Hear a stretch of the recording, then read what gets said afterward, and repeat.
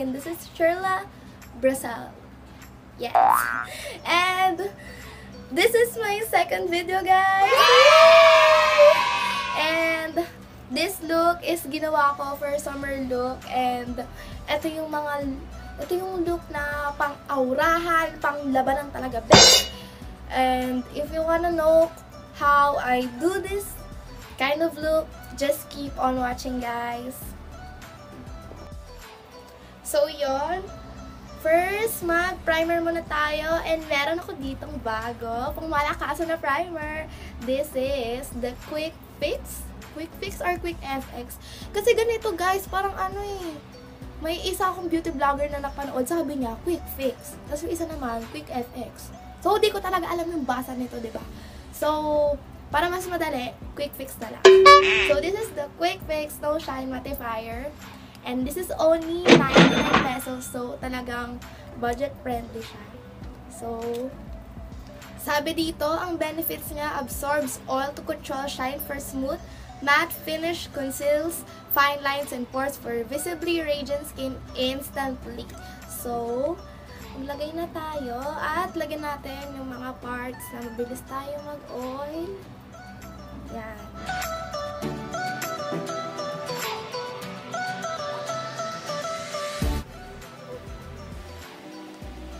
When you're done sa paglalagay ng primer, let's proceed na sa ating pundasyon. Mga best summer, kailangan natin ng matibay ng pundasyon, kailangan natin magmukhang flawless and everything. So, for today, ang gagamitin ko ay ang Everblena Pro Flawless Finish Foundation. So, maglagay lang tayo dito.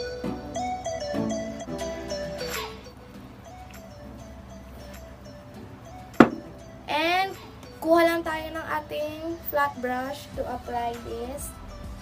But, if you want na mas maganda yung application ng ating foundation, just wet your brush. Okay? Wet your brush. So, lagyan lang natin yung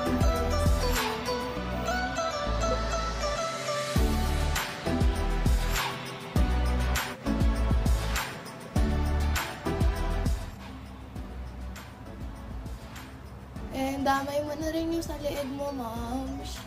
Damay mo na rin sa leeg mo. Para walang sayang. And then, i-blend na natin siya.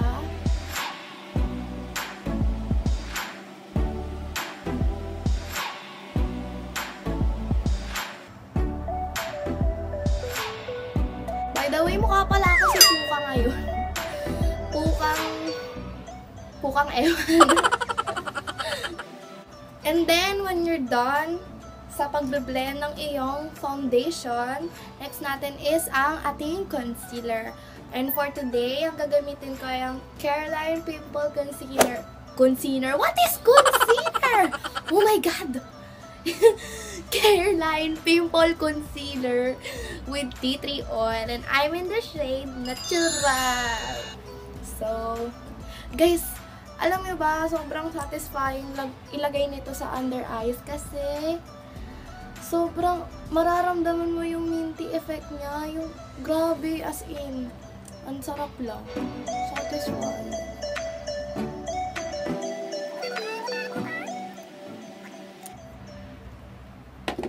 Tapos, kuha lang tayo ng ating beauty blender just to blend the concealer na nilagay na.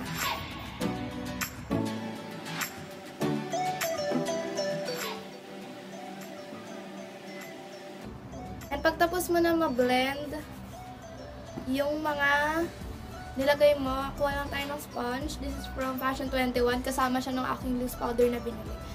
Tapos, gamitin lang natin to pang blend para i-make sure na talagang lahat ay na-blend ng maayos. And guys, super lambot nito. Oh my God! So now, let's proceed na sa ating pang set. So, oh my God guys! God, may bago ako. This is from Fashion 21. Loose powder with SPF 50. I'm in the shade number 1 and it is a yellow undertone powder and I like it kasi ayoko na masyadong maputing powder sa pang-set. And I like na yellow undertone para kasi parang nagmumukhang matte yung face ko. Ganun! At ang maganda dito syempre, summer and you need some you know, sun protection. Ang good lang dito is it has a SPF 50. So, ayan na.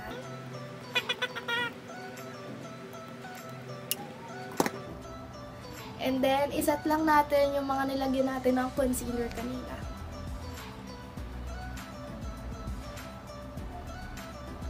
Alam nyo ba guys, dapat yung bibilin kong panset is yung Nichido na loose powder.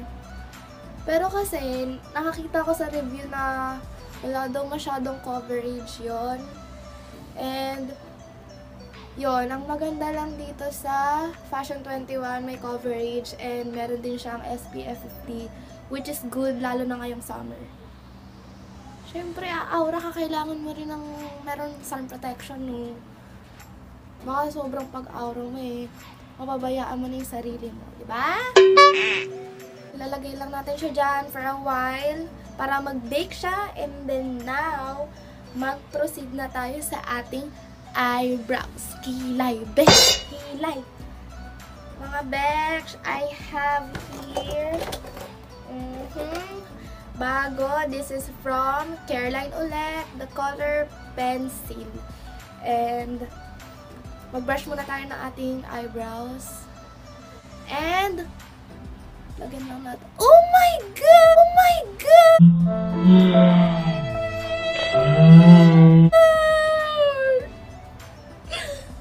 Nakita niyo ba yun, guys? Naputol. Oh my God. Oh my God. Popost ko muna, tasahan ko muna, guys, and I'll be back.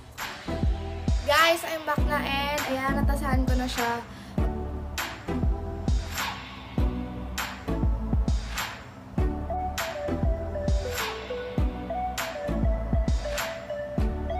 And naugat lang tayo ng ating brush, or kung may spoolie kayo dyan, and brush lang natin. I-blend lang natin.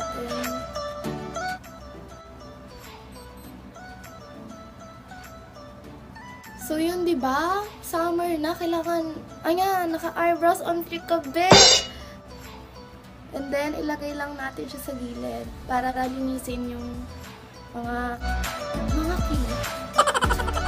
Yung kilay natin, yung gilid-gilid. And then, i-blend lang natin yung concealer na nilagay natin.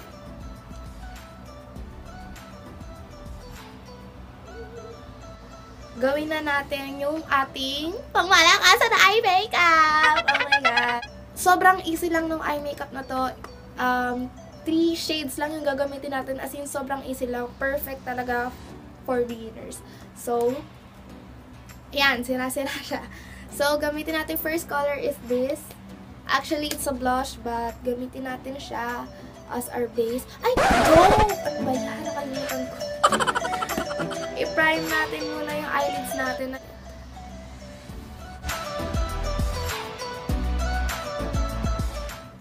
Set lang natin siya with powder.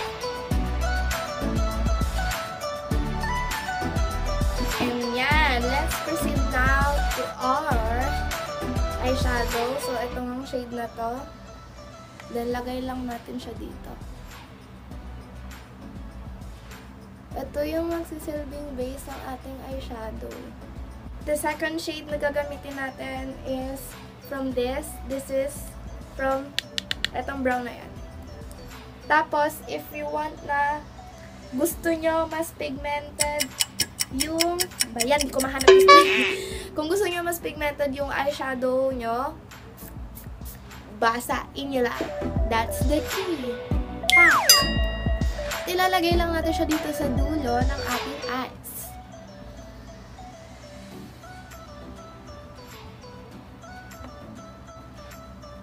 Kuha lang tayo ng ating blending brush para i-blend yung mga harsh lines na dapat, wala naman. And if you want na mas lalong pakita siya, then apply a concealer on your eyelids. Kung saan nyo gustong part talagyan yung shimmer, dito lang sa middle. And the last shade na ating gagamitin is this. Itong gold na yan.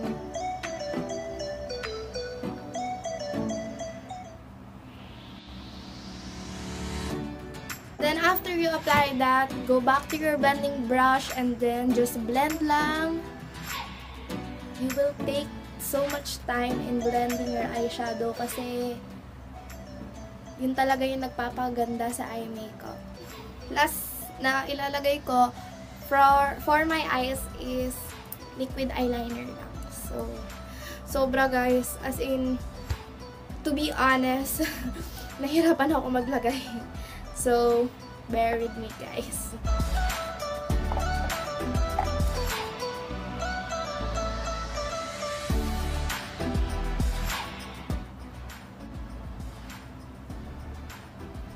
And then guys, last na talaga for eyes, I will kabit-kabit lang my false eyelashes off-cam kasi mga besh.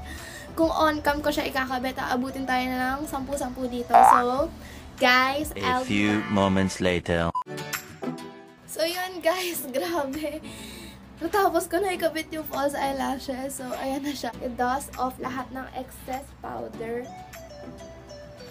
So, yan. Konti na lang yung natira kasi nga nag-bake na siya.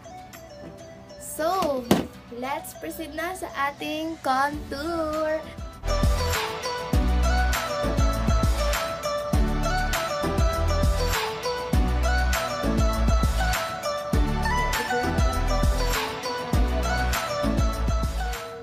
Iko-contour ko lang din yung aking nose.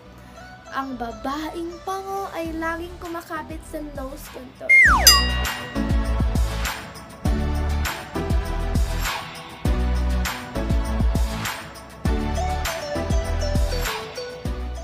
O, diba?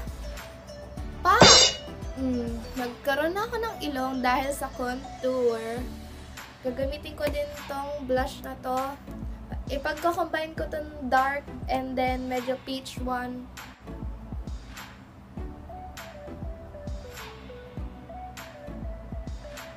The last part will be highlight. So, dahil wala akong highlighter talaga, dahil wala akong ganon. Wala akong pera, wala akong kwarta ba.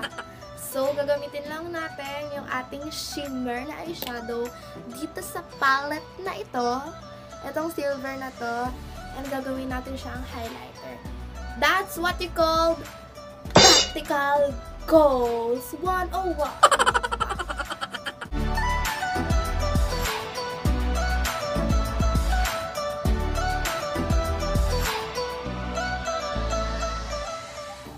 O, diba? May instant highlighter na tayo, mga bex! Ang last natin is ang ating lips. So, ang gagamitin ko ngayon is this Scherla Magic Lipstick with Vitamin E.